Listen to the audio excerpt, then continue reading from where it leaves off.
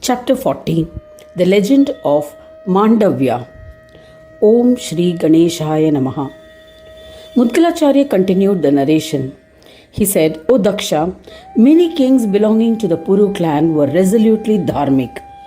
They observed the precepts of dharma and would perform yajnas. It's not possible to describe them in detail as there were many such kings. O Daksha, I shall tell you about some of them. In this lineage of Puru, there was a king named Shantanu. He was righteous and always alert in protecting his subjects. He begot a son Bhishma from Ganga. Bhishma was well versed in scriptures. He was a brahmachari, a perpetual religious student who observes the vow of chastity. Satyavati was the wife of Shantanu. Satyavati bore two valiant sons of Shantanu named Chitraganda and Vichitravirya. Chitraganda was always engaged in war with Kshatriya kings. Later he was killed during a war with Gandharvas. Vichitravirya suffered from consumption, tuberculosis. He died from that illness. His relatives grieved his loss. He had two wives, Ambika and Ambalika. Both were daughters of the king of Kashi. They were grief-stricken by his demise. They were childless, so Satyavati remembered her eldest son, Mahamuni Vyas, with the intention of begetting a heir to the throne. His father was Rishi Parashar.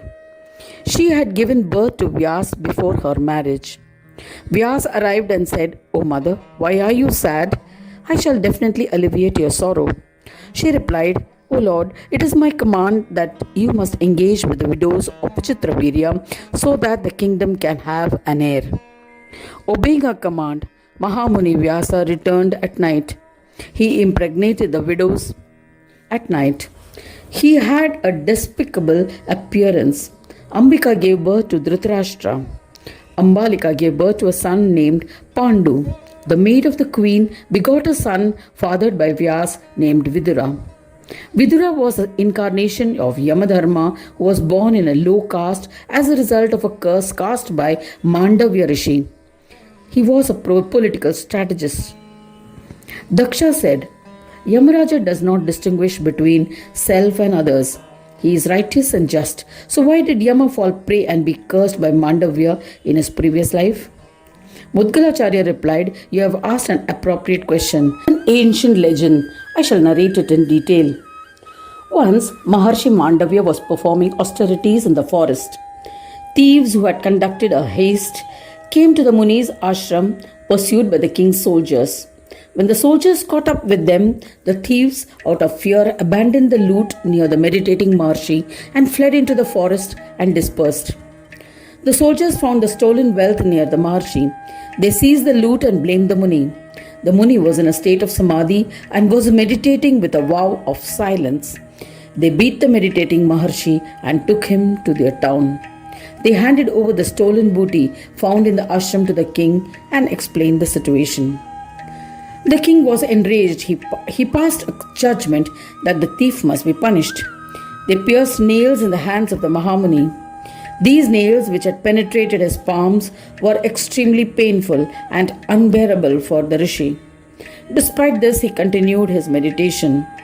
He remembered his guru, Muni Kashyapa. By mere remembrance, Kashyapa manifested immediately.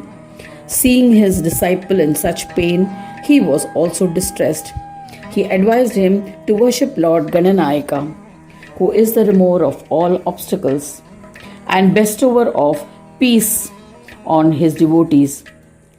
Mandavya asked the eminent Muni, Please tell me what the path of worship of Ganesha is.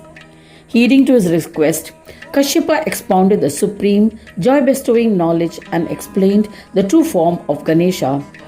He said, Gajanana is the one who drives the 5 tendencies of the mind. Chittavrittis, namely Kshipta, Modha, Vikshipta, Ekagra and Niruddha. This is why scholars proficient in Vedas refer to him as Chintamani. Listen to the enigma of the elephant form. His body below the neck symbolizes Samprajna Samadhi, Brahma, or the visible world. His head is the Asamprajnat Brahma. Comprehend that this is the reason he is called Gajavaktra, endowed with an elephant's trunk. Ga symbolizes the Avyakta or unmanifest principle. Ja represents that which is born. Te represents the manifest world. O intellectual one, also comprehend that Siddhi is Mahamaya, who is illusory form of Brahma or erroneous perception. The bearer of illusions is Mahamaya Buddhi. The lord of both Siddhi and Buddhi is Ganadisha, who is the form of yoga. He exists in both their forms in a hidden state. O Muni, you should worship Ganesha, the one in the state of yogic peace, as ordained by scriptures to be free from obstacles. Do not have any doubt about it. Saying thus, he initiated Mandavya into the Ekakshara mantra, which has been acknowledged as Ganesh Kavacha, the shield of Ganesha by the scriptures. After preaching thus, the proficient and superior Kashyapa Rishi returned to his ashram. Mandavya commenced singing bhajans of Vignesha. The moment he protected himself with the kavach in the form of the mantra, he stopped feeling the pain. While he was in this state, the king, on account of some work, arrived. Seeing the Mahamuni who was singing bhajans in that state, he offered pranams. He was terrified and wept. Muni Mandavya said to the king, "Do not weep. I shall not place any curse on you.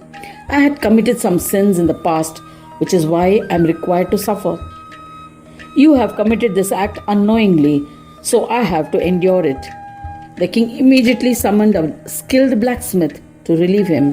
With great effort, he tried to extract the pointed iron nails that had been pierced in the palm of the Muni, but in vain. The nails had become firmly embedded in the palm, hence they could not be removed. The blacksmith was also terrified. The blacksmith was able to remove the part of the nail that was jutting out, but the part embedded in the palm remained. The king performed puja of the Muni. The Muni went to Yamaloka.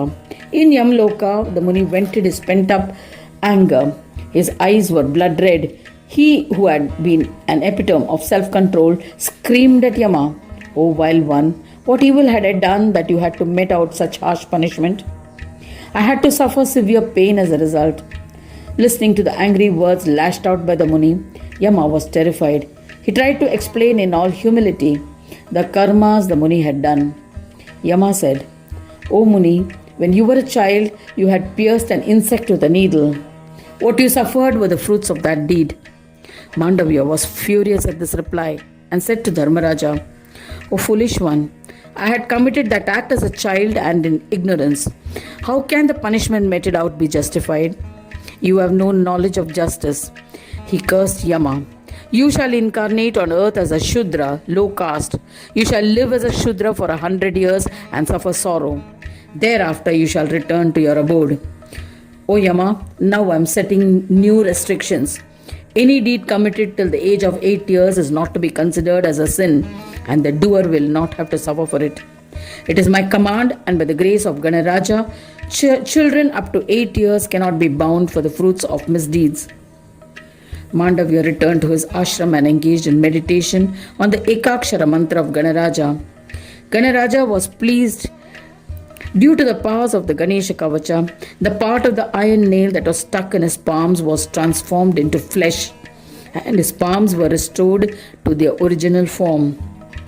Since then, because of the iron nail having pierced his hand, he came to be known as Ani Mandavya, Mandavya with the nail within. In this world, within a short span of time, he became a beloved Ganapatya yogi. The highly intellectual scholar would perform puja of Ganesha regularly.